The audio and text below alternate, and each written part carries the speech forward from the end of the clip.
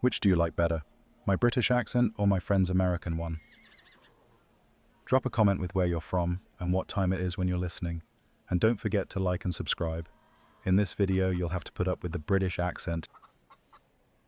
Close your eyes for a moment. Imagine the warm light of a Mediterranean dawn, glowing softly over marble temples, tiled roofs, and winding cobbled streets. The air carries the scent of fresh bread, mingled with smoke from hundreds of hearths, and far in the distance you hear the muffled rush of the river Tiber. You are standing in Rome, the beating heart of an empire that once stretched across continents, binding together dozens of peoples, languages, and traditions under a single banner. This story is not told as a tale of emperors and wars alone, though such figures will drift in and out of view. Instead, you are invited into the rhythms of everyday life. You will wake with the citizens, walk the crowded avenues, visit markets, baths, temples, and arenas. You will taste their food, feel their worries, and sense their joys. It is a journey both intimate and vast, a single day in ancient Rome, stretched long and slow, so that every detail may settle gently in your mind. The Roman Empire, at its height, was dazzling and difficult. Great aqueducts carried water for millions, roads carved across Europe, Africa, and Asia. Colossal buildings rose in stone and concrete, some still standing after 2 millennia. Yet life for ordinary people was never simple. Crowded housing, disease, crime, and the constant presence of social hierarchy shaped each hour. For the slave, the merchant, the soldier, or the senator, survival and comfort were experienced in profoundly different ways. As you listen, allow yourself to wander. Let your imagination furnish the city, the colors, the textures, the echoes of footsteps against stone. This is history told not with dry lists, but as a slow, unfolding walk.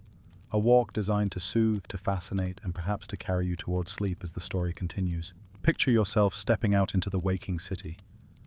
Rome stretches all around you, immense and varied, filled with more than 1 million souls.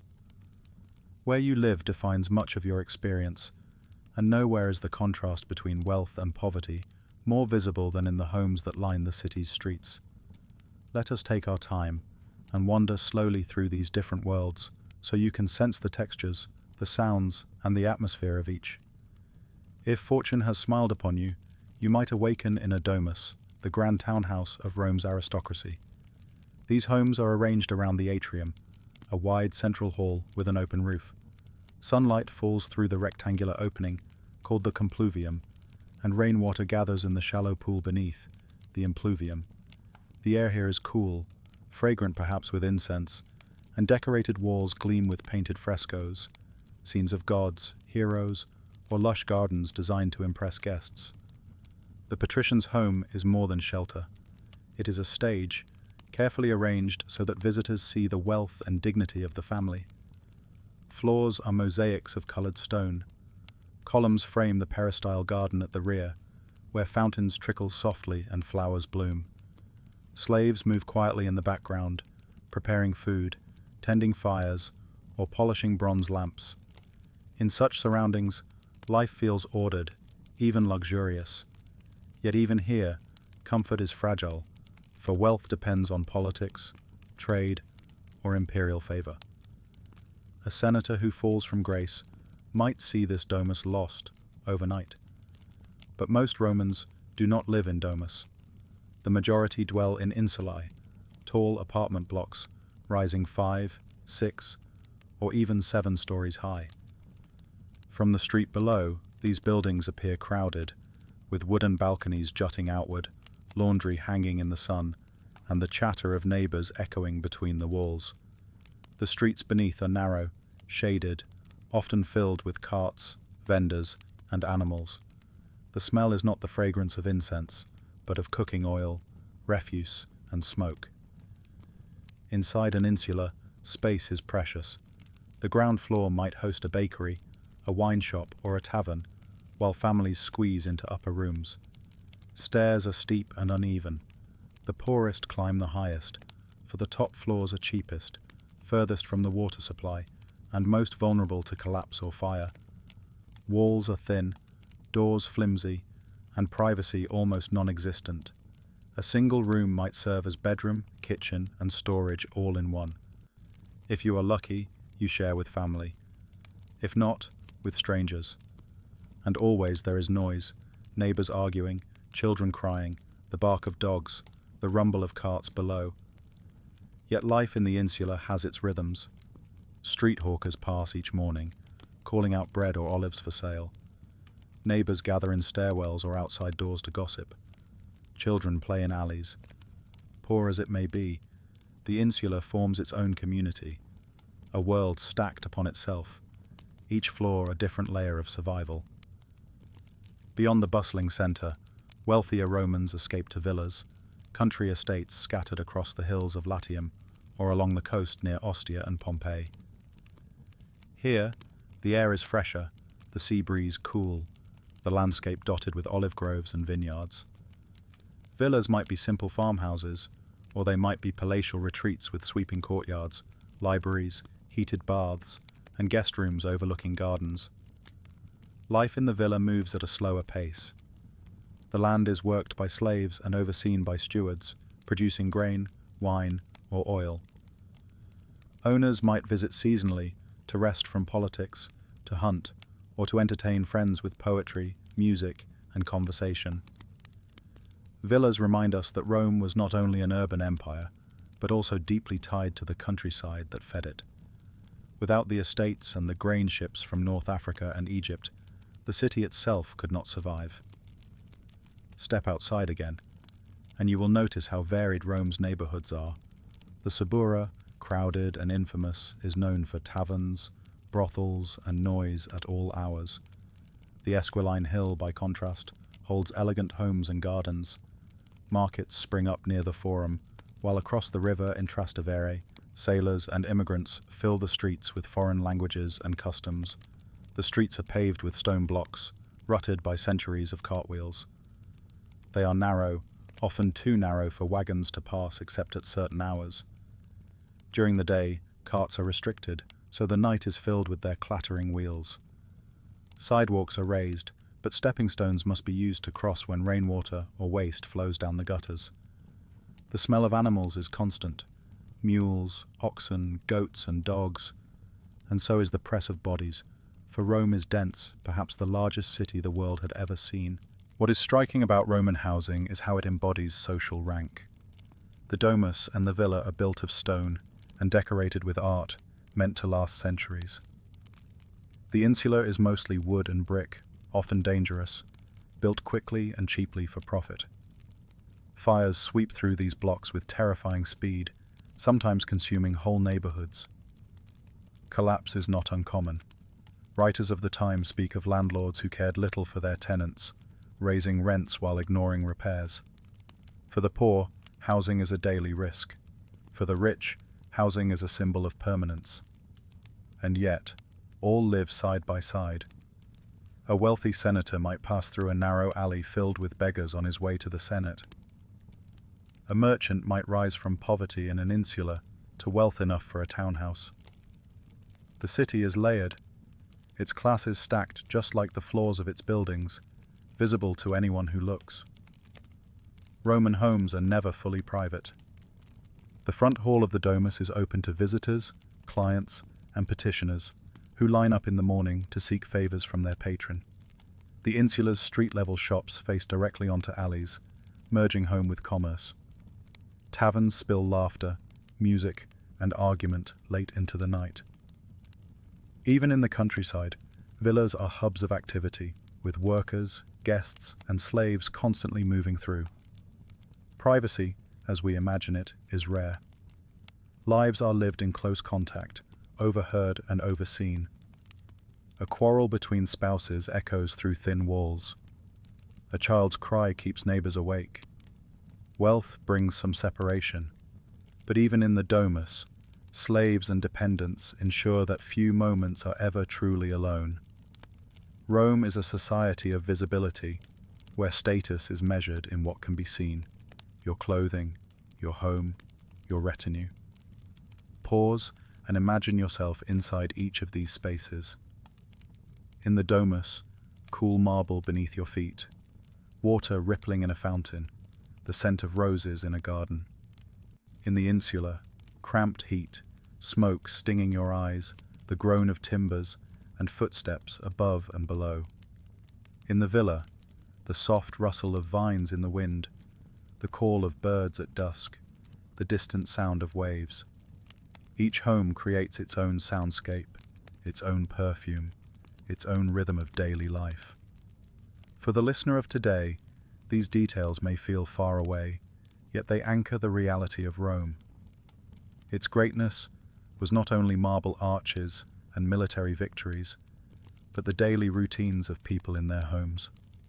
It is here that life begins each morning and ends each night. The walls of these places hold the laughter of families, the whispers of servants, the arguments of neighbors, and the silent prayers of those who hoped for better. Housing is never neutral. In Rome, it was destiny carved in stone, brick and wood. It defined who you were, how safe you felt, what air you breathed, and even how long you lived. To walk from a domus to an insula, or from an insula to a villa, is to cross entire worlds of experience. As we leave this chapter, imagine the view from a window, whether the open courtyard of the rich or the narrow balcony of the poor. Below, the city stirs, alive and restless. Above, the sky arches, vast and unchanging. And in between, millions of Romans live their lives, one crowded room, one echoing atrium, one hidden courtyard at a time. The sun is rising higher now, casting golden light over the rooftops of Rome. A new day has begun, and with it the routines that guide every citizen, from senator to slave. The way you start your morning in Rome reveals much about who you are, what you own, and what role you play in this vast city. Let us follow the flow of water, the rituals of cleanliness, the rhythms of breakfast, and the ways in which Romans prepared themselves for the long hours ahead. Rome was a city sustained by water. From distant hills and valleys, vast aqueducts carried fresh water into the heart of the capital. Stone arches marched across the countryside, channeling streams for miles, sometimes across gorges and fields, sometimes through underground tunnels carved by engineers. Names like Aqua Claudia, Aqua Marcia, and Aqua Appia still echo through history. Their waters fed fountains, baths, cisterns, and private homes. If you are wealthy, your domus may be supplied directly with running water. Bronze pipes bring it into your courtyard, filling pools and feeding fountains that splash gently as you rise in the morning. If you are less fortunate, you carry water from a public fountain in clay jars, waiting in line with neighbors, chatting quietly as the stream pours endlessly from a carved spout. In every neighborhood, the sound of flowing water is constant, a reminder of Rome's engineering genius and of its dependence on steady supply. The Tiber flows as well, wide and sluggish, but it is not trusted for drinking. Its banks are busy with docks, warehouses, and markets, but the water carries refuse, filth, and disease. The aqueducts are life. The river is commerce. Morning begins with washing. In a wealthy house, a slave might bring a bronze basin and a jug of water. You splash your face, your arms, perhaps your feet. Soap as we know it does not exist. Instead, some use oils, rubbed into the skin, later scraped away with a curved tool called a strigil. The sensation is both refreshing and unusual to us. Oil and sweat combined, then scraped clean, leaving skin smooth, if slightly scented by olive oil. For most people, washing is simple and public. At fountains, men and women rinse their faces and hands, perhaps their mouths. Some carry water back to small rooms in insulae, pouring it into buckets or basins for quick cleansing. Privacy is rare, and ritual is more important than thoroughness. A splash of water, a quick rub, and you are ready to face the day. Hygiene in Rome is not only about washing, it is about waste. Public latrines are scattered across the city, some connected to great sewers like the Cloaca Maxima, which channels filth into the Tiber. Imagine a long bench of stone, pierced with rounded holes, set above running water. Men and women sit side by side, conversing casually as they relieve themselves. Privacy is absent. Communal life extends even here. A sponge on a stick, called a tersorium, is used for cleaning, rinsed in water channels. To us it may seem strange, even unpleasant, yet for Romans it was ordinary, part of the fabric of life. In insulae, chamber pots served the poor, emptied sometimes into the street below, adding to the smells and dangers of urban life. The latrines are noisy places, water gurgling, conversations murmured, sandals scuffing stone. They are also social. Deals are struck here, gossip spreads, and news travels quickly. Hygiene and community blend in unexpected ways. Though morning washing is brief, Romans know that true cleanliness comes later in the baths. Bathing is not just about hygiene, it is about health, leisure, and connection. But even before noon, some already think of the Thermae. Perhaps they will visit the baths of Caracalla, with their soaring vaults, mosaics, and gardens. Or perhaps a smaller neighborhood bath, modest but welcoming, will suffice. The baths will offer hot rooms, cold plunges, saunas, massage, and exercise. For now, though, the thought is only in the background. Morning demands other duties first, work, trade, errands, but the promise of the bath lingers, a reward for later. After washing comes food. For most Romans, the morning meal, ientaculum, is modest. A piece of bread dipped in wine, perhaps a few olives or a bit of cheese. Children may nibble on dates or figs. Soldiers might chew dry rations, simple but filling. Only the wealthy enjoy a more elaborate spread. Eggs, honey, fresh fruit, maybe even fish or cold meat left from the night before. Imagine the taste of coarse bread, the crunch of its crust, the chew of its crumb. Dip it into watered wine or posca, the sour mixture of vinegar and water, favored by soldiers and the poor alike. It refreshes and quenches thirst, safer than plain water. For those who can afford it, sweet honey adds comfort, golden and thick, spread across bread with a wooden spoon. Breakfast is not a feast. It is fuel. The true Roman meal, Tina, awaits in the evening. Yet this small nourishment marks the transition from sleep to labor, from home to street. Now comes clothing. The simplest garment is the tunic, a knee-length shift of wool or linen, belted at the waist. Children, slaves, and laborers wear tunics plain, often undyed.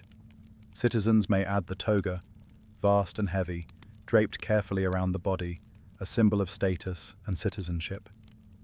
Women wear the stola, long and flowing, sometimes with a mantle or shawl. Sandals are strapped to the feet, though some prefer closed boots for travel. To dress in Rome is not only to cover the body, but to announce your place in society. The senator's toga is broad-striped. The equestrian's stripe is narrower. The soldier's armor gleams with metal fittings. Even color speaks. Purple, reserved for emperors and triumphs, is rare and precious. Thus, morning preparation is a statement. As you walk into the streets, your clothes declare who you are before you speak a word. Pause and listen. The city at morning is alive with sound. The crow of roosters from courtyards, the creak of cart wheels as farmers bring produce to market, the calls of water sellers, bread vendors, and street musicians, the laughter of children running barefoot. From workshops come the clang of hammers, the rasp of saws, the rhythm of artisans beginning their tasks. And the smells. Smoke rising from cooking fires, the sweetness of fresh bread, the sharp tang of urine jars, collected for laundering and tanning, the earthy scent of animals, goats and dogs mingling with people. For Romans, this mixture is familiar, the perfume of daily life. Why do these small rituals matter? Because they anchor the day. In a city of more than 1 million, routines bring order. Washing, eating, dressing, These simple acts remind Romans of their place in the flow of time. They prepare body and spirit for the challenges ahead. Whether you are a senator walking toward the forum, a merchant heading to the market, or a slave hurrying to your master's call, these acts shape the rhythm of your hours. And yet, despite aqueducts and baths, Rome is never truly clean. Waste lingers in alleys. Water may be tainted. Epidemics sweep through with terrifying speed. Crowded housing breeds lice, fleas, and sickness. Hygiene is ritual, but it cannot banish danger. To live in Rome is to balance between order and chaos, cleanliness and filth, routine and uncertainty. But perhaps that is why the rituals matter even more. Each splash of water, each bite of bread, each careful draping of a toga becomes an act of stability, a moment of control in a world full of risks. As morning passes, you are ready. You have washed, however briefly. You have eaten, however simply. You have clothed yourself, not just in fabric, but in the identity that Rome demands of you. You step into the streets, joining thousands of others, each with their own rituals completed, each moving into the vast symphony of the city. The day has begun, and with it, the unending flow of Roman life. The sun has climbed higher, and the city of Rome hums with movement. If mornings begin with washing and clothing, then the true pulse of daily life beats in the markets, where food is gathered, sold, and consumed.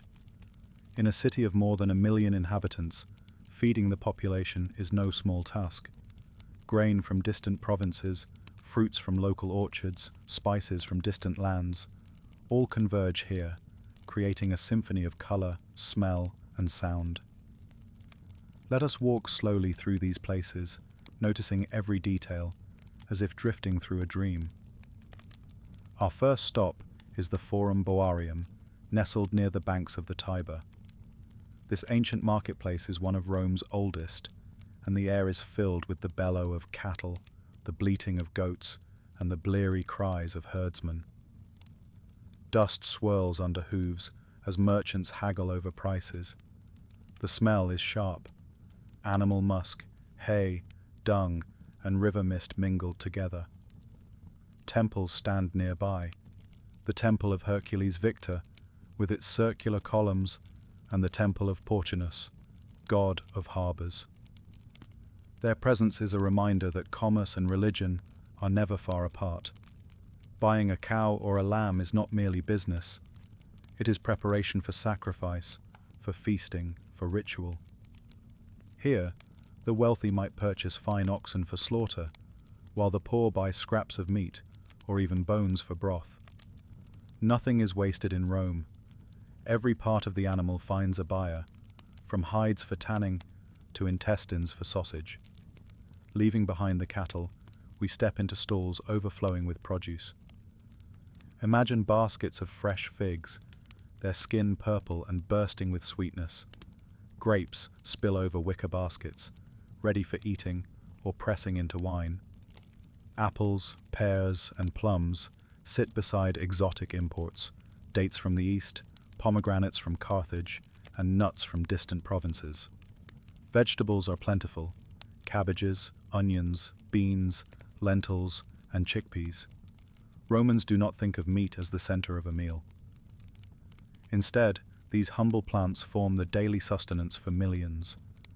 Stews of beans and lentils, flavored with herbs, feed both poor and rich alike. The smell is earthy and nourishing, carried on the breeze between stalls where vendors shout their prices. Children dart between baskets, snatching fallen fruit, chased by exasperated vendors. Women bargain fiercely, hands gesturing, eyes sharp. Every purchase is a calculation, every coin precious. For the wealthy, slaves handle the transactions, carrying baskets heavy with goods back to the domus. For the poor, a handful of olives and a loaf of bread must stretch to feed a family. No food is more central to Rome than grain. Bread is the foundation of every diet, and without grain, the city cannot survive. Much of it comes not from Italy, but from distant provinces. Egypt especially, whose fertile Nile delta sends ship after ship laden with wheat. North Africa and Sicily also contribute, their fields turned into granaries for the empire. Grain arrives at Ostia, Rome's port, then travels upriver to the city. From there, it is ground into flour and baked into loaves. Bakers' shops line the streets, their ovens blazing from dawn to dusk. The poor often depend on subsidized grain distributed by the state. Standing in long lines, citizens receive their portion, ensuring loyalty and stability.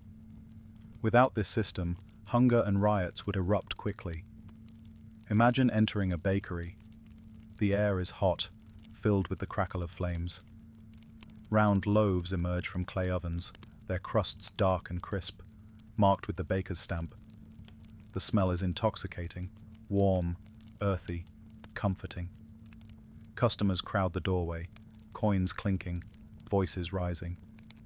For a moment, the chaos of Rome feels unified by the simple desire for bread. Beside the markets of grain and fruit lie stalls selling fish. The Tiber provides some, though its waters are murky, but most are brought from the sea. Baskets brim with eels, mullets, and mackerel. Salted fish, preserved for long journeys, are stacked in amphorae. The prized delicacy is garum, the fermented fish sauce beloved by Romans. It is pungent, sharp, almost overwhelming to modern noses, yet to Roman palates, it is indispensable. A splash of garum transforms even the simplest dish into something flavorful. The smell here is strong. The buzz of flies, the salt tang of the sea, the shouts of sellers. Together they form a sensory assault. Some find it unbearable, others delicious. For the wealthy, rare fish from distant waters serve as status symbols, their very presence on the table a declaration of wealth. Not all meals are cooked at home. Rome thrives on street food. Imagine walking past a vendor with a small charcoal grill, roasting skewers of meat or fish. Another offers hot pulses, ladled into bowls for a few coins. Bread stuffed with cheese, nuts glazed with honey, or fried pastries fill baskets. The smell of frying oil drifts through alleys, drawing crowds of workers, children, and travelers. Taverns and wine shops are everywhere. Inside, the air is smoky, filled with laughter, argument, and the clatter of dice on wooden tables. Bowls of stew, cups of watered wine, and cheap snacks sustain those who cannot afford elaborate meals. Here, gossip flows as freely as drink. The poor find warmth, the lonely find company, and the restless find trouble. Meals in Rome follow rhythms. The small breakfast, ientaculum, starts the day. Lunch, prandium, is light, perhaps bread, cheese, or leftovers. But the main event is the evening cena.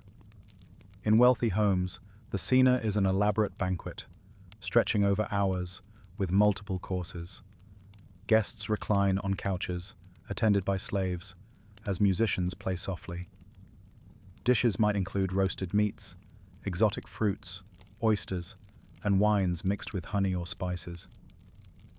Conversation is as important as food, for dinners are displays of status and culture. For the poor, the cena is simpler, a bowl of porridge, perhaps bread dipped in garum, a few vegetables, maybe a bit of fish or meat if fortune smiles. Yet even here, the ritual matters. Families gather, neighbors share, and the act of eating binds people together. Food in Rome reflects the empire itself.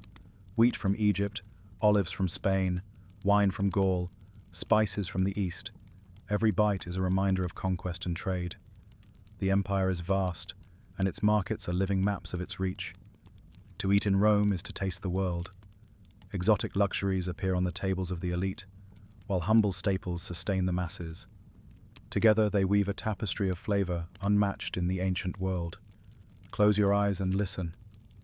Hear the hawkers calling, olives, fresh olives, bread from the oven, wine from Falernian hills, the clang of coins exchanged, the rustle of cloth, the bleat of animals.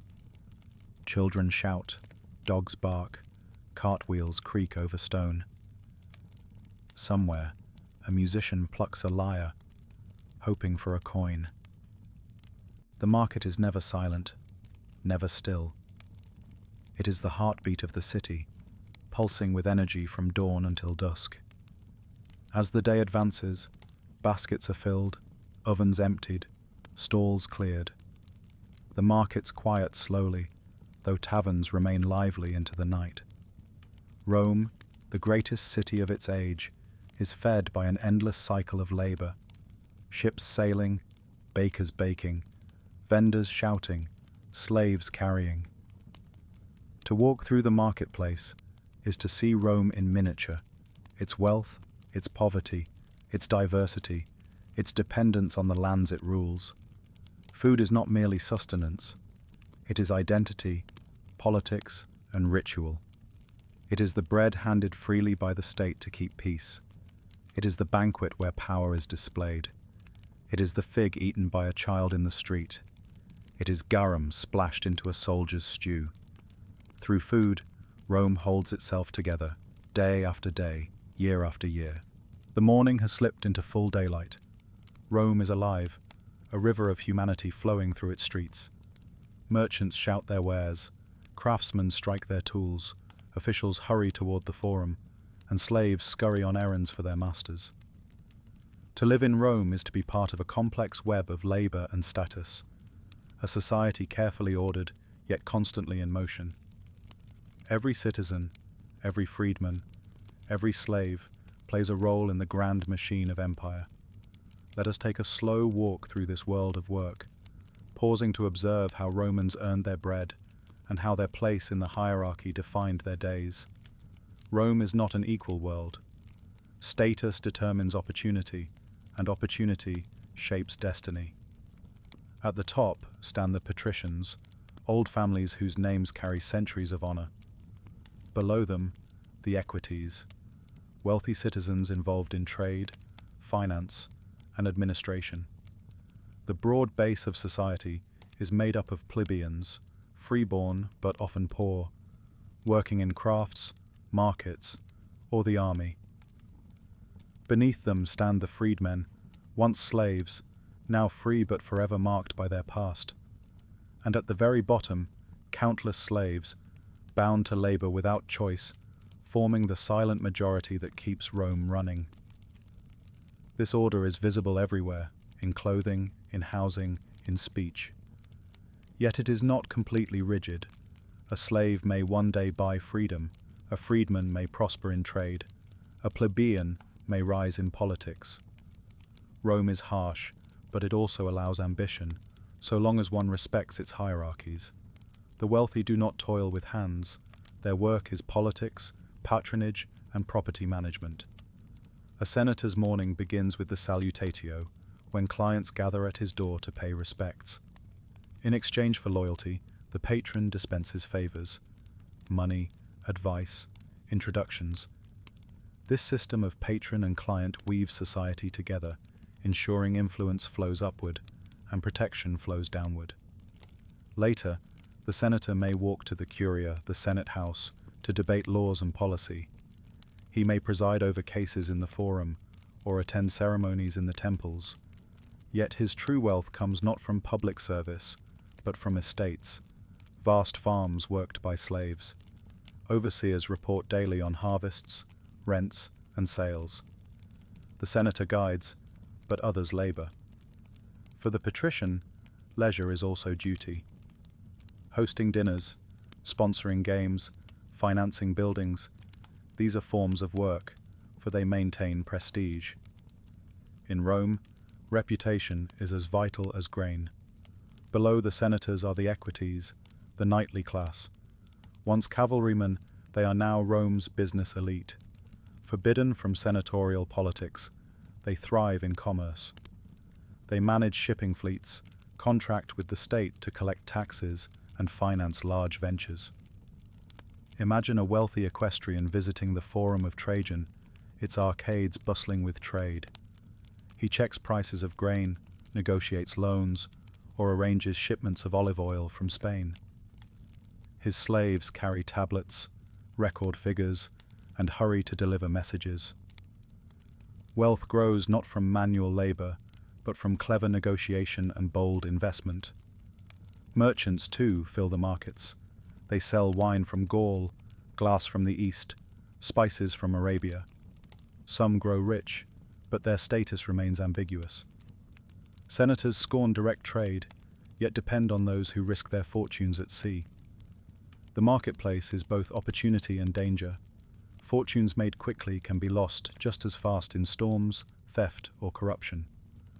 Step into a narrow alley, and you find artisans at work. Blacksmiths hammer glowing metal into tools and weapons. Potters shape clay into amphorae for oil and wine. Weavers stretch wool on looms, dyeing fabric in deep reds and blues. Bakers knead dough in rhythm, sliding loaves into roaring ovens. Each craft has its guilds, its traditions, its apprentices. Families pass skills from father to son, mother to daughter. Shops are small, open directly onto the street, so passers-by can see the work. The smell of leather, the clang of iron, the heat of the forge, all spill into the road. Artisans live close to their labor. Their homes may be rooms behind their workshops. Work begins early and ends late, for survival depends on constant effort. Yet within these humble spaces lies pride. A well-made amphora, a sharp blade, a fine mosaic. These are works that last, some surviving even into our own age. Though Rome is a city, its strength comes from the land. Farmers across Italy rise with the sun, guiding oxen through fields, sowing grain, pressing olives, harvesting grapes. Many are tenants, renting land from wealthy owners. Others are free farmers, struggling against competition from vast estates. In the countryside, work is endless, pruning vines, mending fences, carrying water, storing grain. Seasons dictate tasks, and failure brings hunger. Slaves toil here too, chained sometimes, their sweat feeding Rome. Laborers in the city find work where they can, carrying goods, loading ships, hauling stones for construction. The great monuments of Rome, the Colosseum, the aqueducts, the baths, exist because countless hands lifted blocks, mixed mortar, and shaped marble. Their names are forgotten, but their work endures in stone. No description of Roman labor is complete without acknowledging slavery. Slaves are everywhere, in homes, fields, mines, workshops, and streets. They cook meals, clean floors, teach children, keep accounts, row ships, and build temples. They are bought and sold in markets like cattle, their lives determined by masters' whims. For some, slavery is brutal, chained in quarries, laboring until death. For others, it is more skilled, a slave physician, a scribe, a teacher. Some earn wages, saving to buy freedom. Some are freed by generous owners. Many are not. The presence of slaves shapes every Roman's life. Free citizens often measure their status by how many slaves they command. Wealth is visible not only in gold or land, but in the retinues that follow. Slavery is both ordinary and immense, a shadow across the empire's grandeur. Though public life is dominated by men, women also work, in ways both visible and hidden. Wealthy women manage households, directing slaves, overseeing weaving, arranging marriages, and sometimes influencing politics behind the scenes. Freed women may run shops, taverns, or craft businesses. Poor women labor in markets, selling produce, or working as midwives, nurses, or laundresses. Laundry itself is an industry, with fullers using urine collected in jars to clean and whiten garments. The smell is sharp, but the work essential. Women and men alike bend over tubs, scrubbing, rinsing, and drying under the hot sun. Work is not only in fields and markets. The army is Rome's backbone. Soldiers march across provinces, guarding frontiers, enforcing order, and expanding borders. For many poor citizens, the army is a career, offering pay, rations, and the hope of land after service. Training is relentless, marching with heavy packs, drilling with wooden swords, digging ditches, building camps. Yet the army also provides brotherhood, stability, and identity. A Roman soldier carries not only weapons, but the weight of empire. His labor ensures the flow of grain, the safety of trade, and the peace of Rome itself. Children too work. Boys apprentice in trades, learning to carve, weave, or forge. Girls help in households, carrying water, spinning wool, or selling small goods in the streets. Childhood is brief, labor begins early. The elderly, if poor, continue working as long as strength allows. They beg in the streets or find light tasks, selling trinkets or sweeping workshops. Few retire in comfort. Age brings respect in words, but hardship in reality. Pause and look around. The city is never still. At dawn, bakers fire ovens. By midday, markets swell with noise. In the afternoon, artisans hammer and saw. At dusk, taverns glow with lamplight, filled with laughter and argument. Even at night, carts rumble through streets, for the Senate restricts daytime traffic. Rome breathes through labor, every hour shaped by human hands. Work defines identity. In Rome, who you are is inseparable from what you do, or what others do for you. The senator's dignity rests on estates worked by slaves. The merchant's wealth depends on sailors and traders. The artisan's pride lies in craft. The soldier's honor is forged in discipline.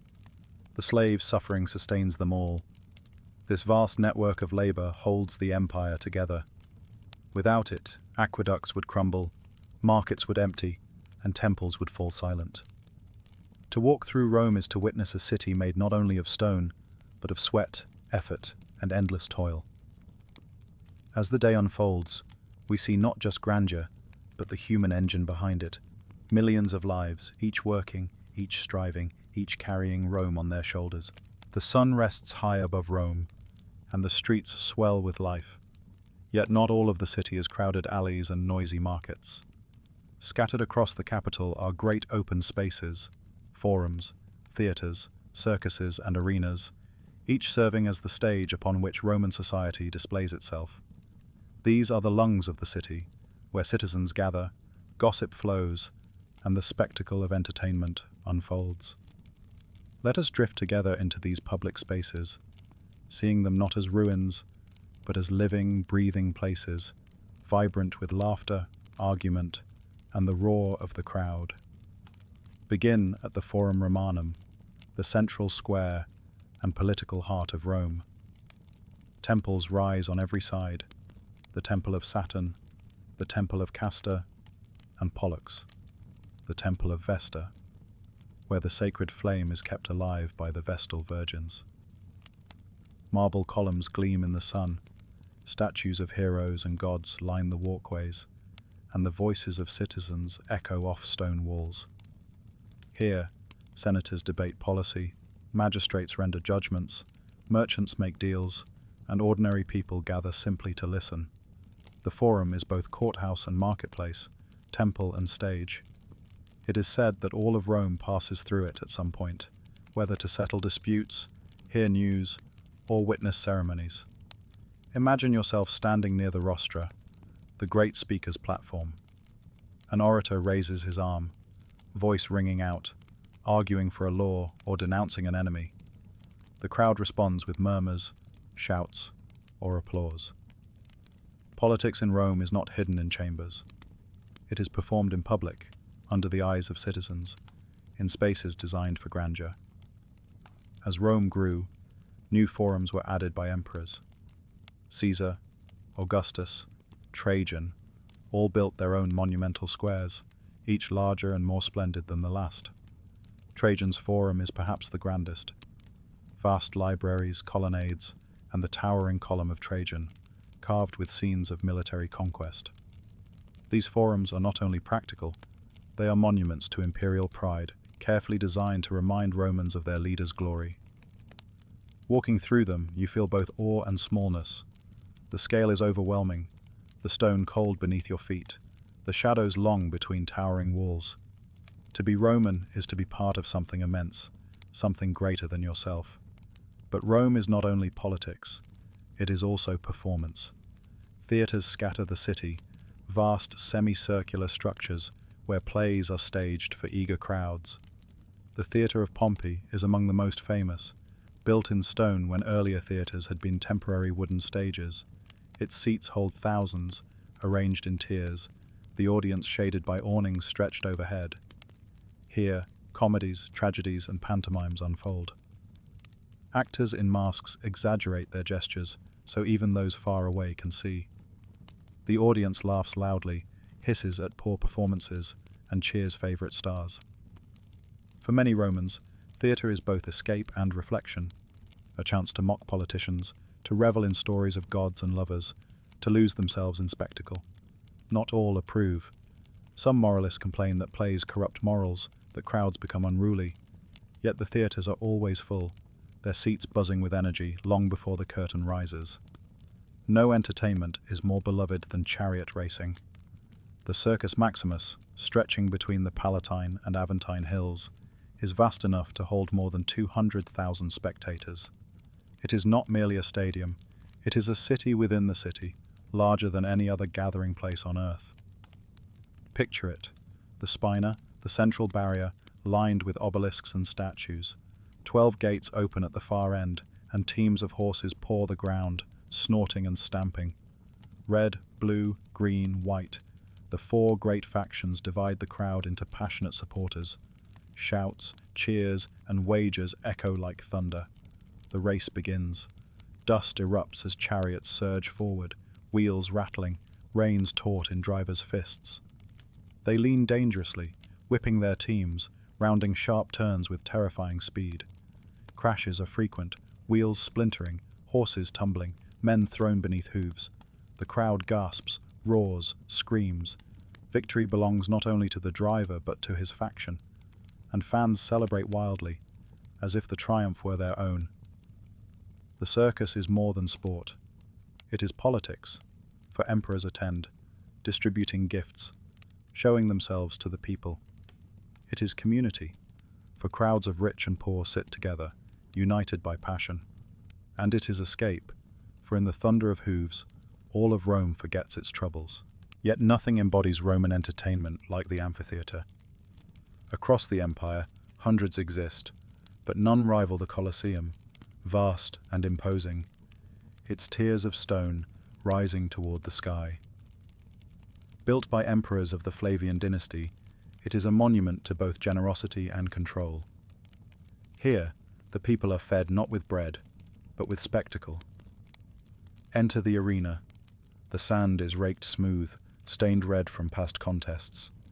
Beneath, hidden chambers house gladiators, wild animals, and stage machinery that can raise platforms or flood the floor for mock naval battles. Trumpets sound, and the games begin. First, processions, gladiators marching proudly, saluting the emperor. Then exhibitions, exotic animals from Africa and Asia, lions, elephants, leopards, bears.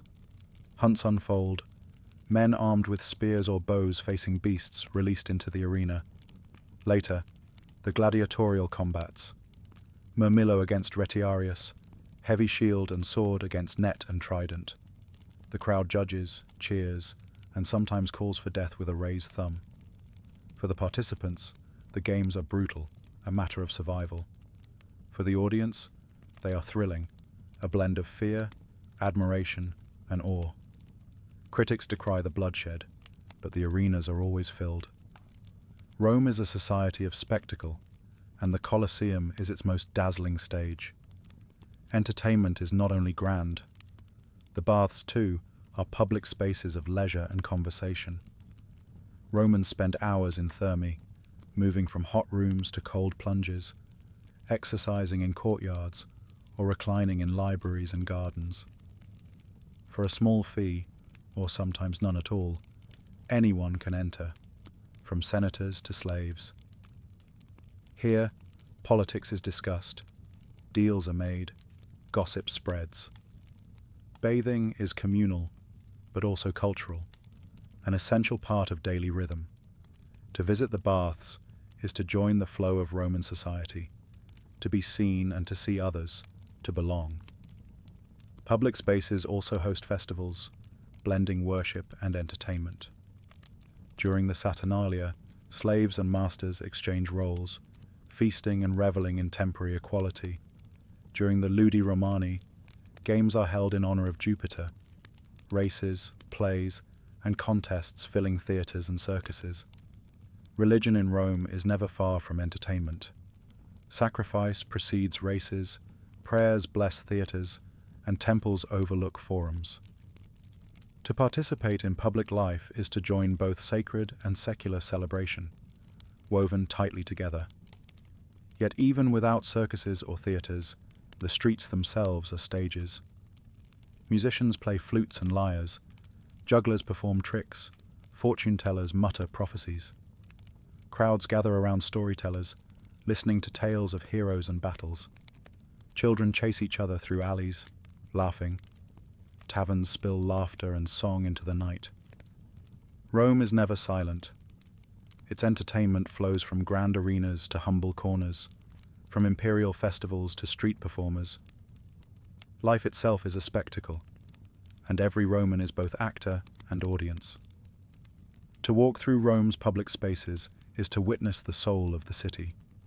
The forum reveals its politics, the theatre its laughter, the circus its passion, the amphitheatre its hunger for spectacle. Together, these places bind the people, offering both distraction and identity. Entertainment in Rome is not escape alone. It is governance, ritual, and community. By feeding the crowd's love for spectacle, leaders secure loyalty. By gathering in forums and baths, citizens feel part of something larger than themselves. As evening approaches, the roar of the circus fades, the shouts of the theatre quiet, and the Colosseum's sand lies still. But tomorrow, the cycle begins again. For Rome is a city that lives as much in its public spaces as in its private homes. As shadows grow longer across the stone-paved streets, Rome reveals another side of itself. The city is not only temples, markets, and games. It is also a place of danger, of crime, of constant tension between order and chaos. Where millions of people live in close quarters, conflict is inevitable. Yet Rome is proud of its laws, its courts, and its sense of justice. Let us walk slowly into this world of authority and peril, where safety is never certain, and law is both shield and sword. Romans believed that law was the foundation of civilization. From the early 12 tables, inscribed in the Forum so every citizen might read them, to the complex legal codes of the empire, law defined what it meant to be Roman. Contracts, marriage, inheritance, property, every aspect of life had rules, debated by magistrates and argued by advocates. Imagine a Roman court.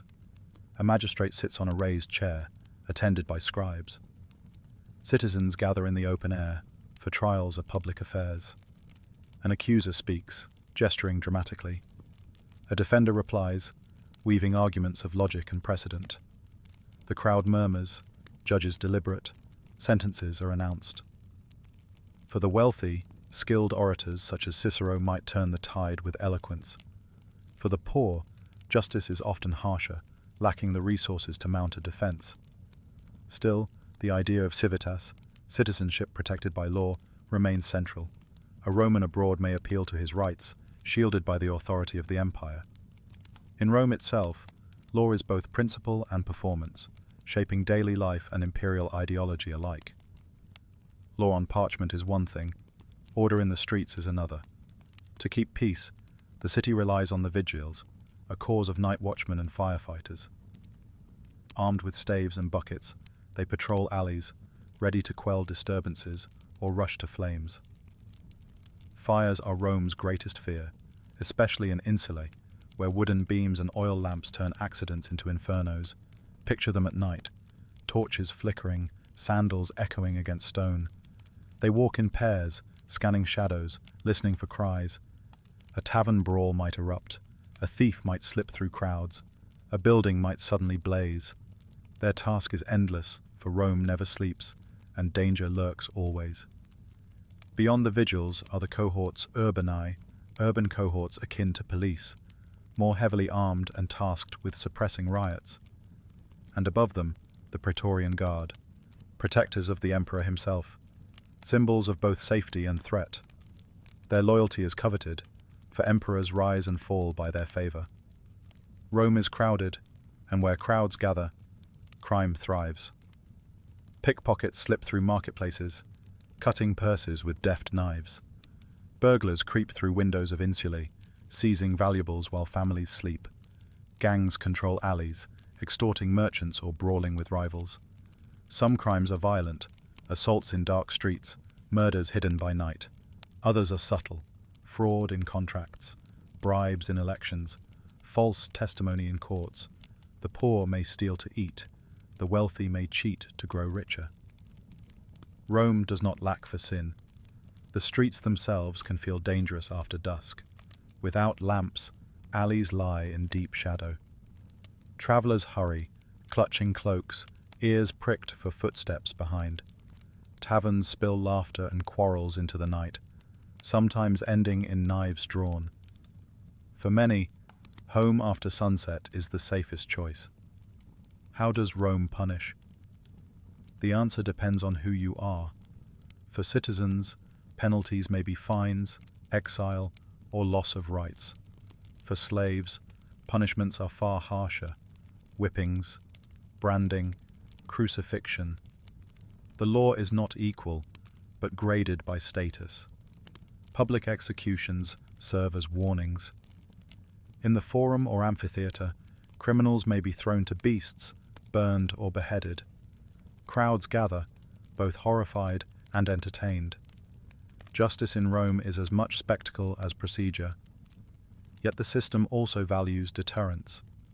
The fear of punishment, of exile, ruin, or disgrace keeps many in line. Honor matters deeply. A family shamed may struggle for generations.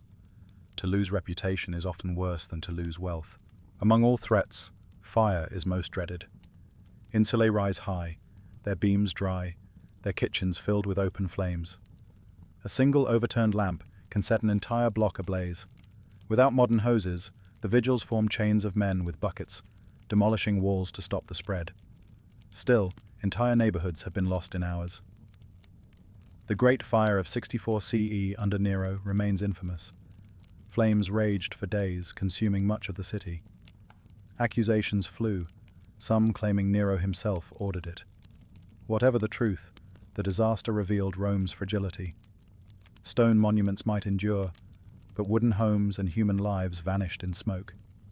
For the ordinary Roman, the smell of fire at night is terror itself. To live in an insula is to sleep lightly, always aware that tomorrow your home might be ash. Rome is also a city of crowds. When grain shipments are delayed, or politics turn bitter, mobs gather in the forum.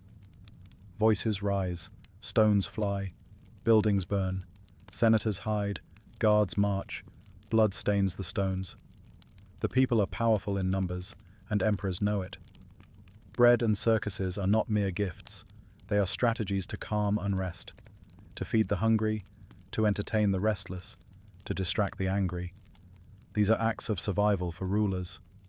Without them, riots threaten the stability of empire itself. Imagine standing in a crowd as tempers flare, dust rises, fists shake, chants grow louder. Suddenly, a clash, soldiers pushing, swords drawn, panic spreading. The city teeters between order and chaos in the space of moments. Such is the tension of life in Rome. Not all danger is on the streets. In palaces and villas, fear of poison and conspiracy haunts the wealthy. Emperors watch their food, fearing betrayal by slaves or rivals. Senators whisper in corridors, wary of plots. Power in Rome is precarious, and death may come not by sword, but by cup. Poisons from plants, venoms from animals, secret powders mixed in wine. All are whispered fears. Trials for conspiracy fill the courts, real or imagined. To hold office is to live in shadow, never certain whom to trust. For the common citizen, survival depends on caution. Walk quickly after dark. Trust neighbors more than strangers. Avoid angering gangs or offending powerful patrons. Keep doors barred, valuables hidden, and water ready for sudden fires. Life is lived with a constant awareness of risk. Yet Romans are resilient.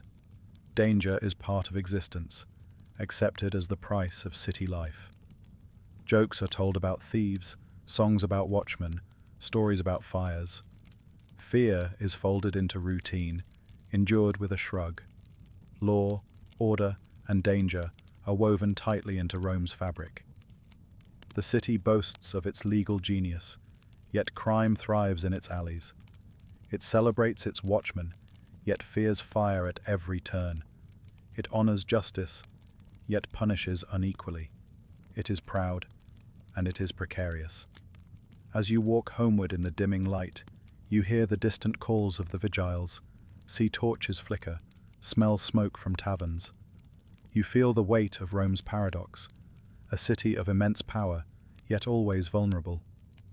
Law guides it, danger shadows it, and in between lies the fragile balance of daily life. As evening drifts closer and lamps begin to flicker in the gathering dusk, another force quietly shapes the lives of Romans: religion. It is everywhere. In homes and temples, in markets and forums, in festivals and whispers of prayer. To live in Rome is to exist in constant dialogue with the divine, for gods are thought to govern every corner of existence, from the rising of the sun to the baking of bread. Let us move slowly through this world of faith, feeling its presence in stone, in ritual, and in the very air of the city. Rome's religion is not the worship of one god, but of many. The pantheon is vast.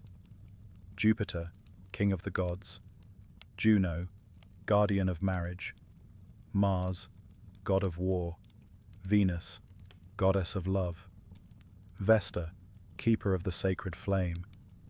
Each has their temple, their priests, their rituals. Imagine the pantheon, its massive dome open to the sky through the oculus.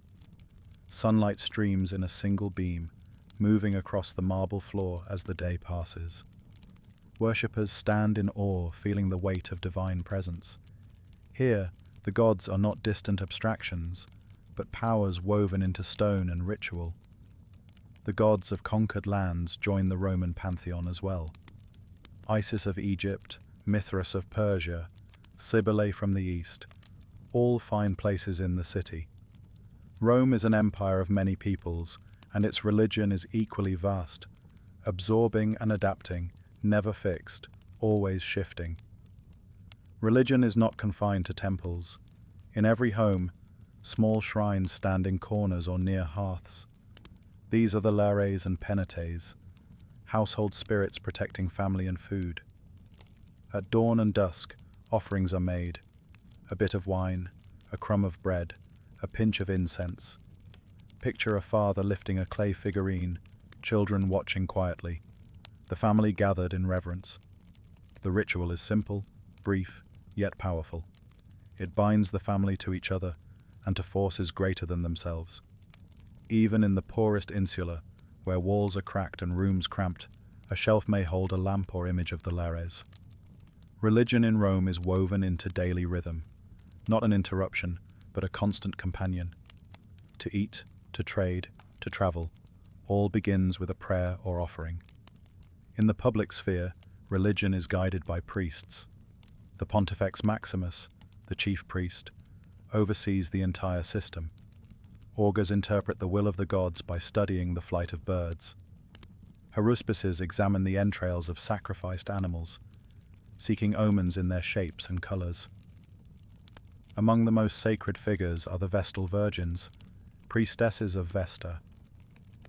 Chosen as children, they serve 30 years, guarding the eternal flame in the temple of Vesta. To let the fire die is unthinkable, a sign of disaster. Vestals are revered, honored with privileges few women possess, yet bound by vows of chastity and duty.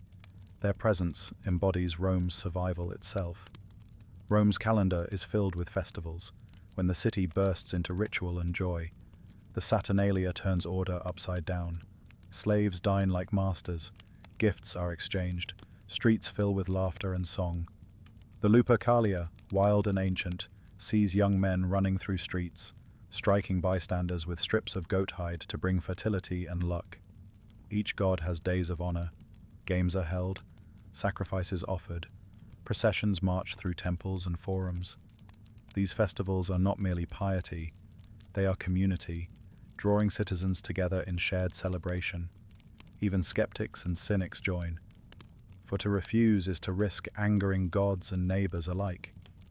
Central to Roman worship is sacrifice. Animals are led to altars, their foreheads sprinkled with wine, their hairs plucked and burned in fire. Priests chant prayers, flutes play softly, and the animal is slain. Its entrails are inspected, its meat shared in feasts. For Romans, sacrifice is exchange. Give to the gods, and they give in return. A safe voyage, a good harvest, victory in battle, all depend on pleasing divine powers. To neglect sacrifice is folly. To perform it wrongly is dangerous. Ritual precision matters as much as belief. Not all offerings are grand. A soldier might scratch a vow into a tablet before battle. A mother might pour wine on the ground in thanks for her child's health. Faith is lived in countless small gestures, each reinforcing the sense of a world filled with divine presence. As Rome expands, new cults arrive. Some captivate the city, offering mystery and intimacy. The cult of Mithras, popular among soldiers, gathers in underground chambers where initiates share secret rituals. The worship of Isis, motherly and powerful, draws crowds with processions, music, and devotion. These cults promise personal salvation, deeper meaning, and closeness to the divine. They contrast with traditional Roman religion, which is more formal, civic, and collective. Some embrace them eagerly, others fear their foreignness, suspecting them of corruption or sedition. Yet Rome absorbs them all, for its strength lies in inclusion. Religion also binds Rome to its rulers. Emperors are honored as divine, their images carried in processions, their temples rising across the city. Augustus styled himself as son of a god, and later emperors claimed divinity outright. To sacrifice to the emperor's genius is both piety and politics, a declaration of loyalty. In the provinces, imperial cults flourish, blending local gods with Rome's rulers. In the capital, opinion is mixed. Some worship sincerely, others cynically, seeing politics more than piety. But refusal is dangerous. To deny the emperor's divinity is to risk accusation of treason. Even in this structured religion, superstition thrives. Omens guide daily choices: the cry of an owl, the slip of a foot, the pattern of thunder. Amulets are worn for protection, curses inscribed on tablets to harm rivals, charms buried to bring luck. Magicians whisper incantations, fortune-tellers cast lots, astrologers chart the stars. The government sometimes bans them, yet their services remain in demand. Romans live in a world where fate is everywhere, where unseen powers shape destiny. Not all Romans accept these beliefs without question. Philosophers, influenced by Greece, speak of reason, virtue, and the indifference of the gods. Stoics preach endurance and moral duty. Epicureans advocate simple pleasure and tranquility. In their circles, rituals may seem empty, gods distant or symbolic. Yet even skeptics join public ceremonies, for religion is also social duty. To refuse would isolate, to neglect would dishonor ancestors. Belief may waver, but participation endures. Rome's religion is less about inner faith than outer action, less about creed than about practice. Religion in Rome is everywhere. In the grandeur of the Pantheon, in the whisper of prayers at household shrines, in the laughter of festivals, in the solemnity of sacrifice. It binds families, communities, and the empire itself. It absorbs the foreign, exalts the emperor, and steadies the rhythm of daily life. As you walk through the city at dusk, lamps glowing in temples, incense rising, chants echoing, you feel the presence of countless gods. Whether real or imagined, they shape every breath, every step. Rome is not only a city of stone and power, it is a city of faith, woven into every gesture of its people.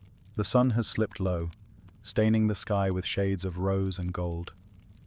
Shadows stretch across the city, and the endless noise of Rome softens. After a long day of work, worship, and spectacle, evening descends like a gentle veil, inviting both rest and reflection. As daylight fades, oil lamps flicker to life.